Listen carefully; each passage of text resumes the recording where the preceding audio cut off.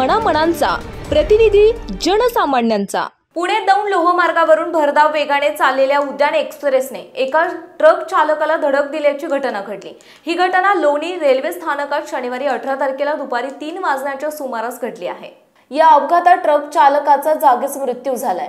मनोज कांबळे असे मृत्यू झालेल्या ट्रक चालकाचं नाव असल्याची माहिती मिळत आहे।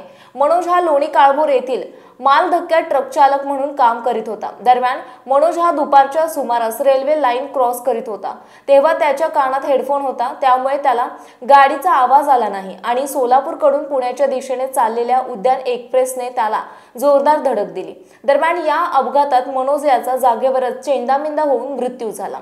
लोहमार्ग पोलिसांनी त्याचा मृतदेह ताब्यात घेतला असून पुढील तपास करीत आहेत। आपल्या परिसरातील महत्त्वाच्या बातम्या पाहण्यासाठी आजच आमच्या लोकनेता न्यूज महाराष्ट्र चॅनलला YouTube वर सबस्क्राइब करा आणि बेल आयकॉन प्रेस करा।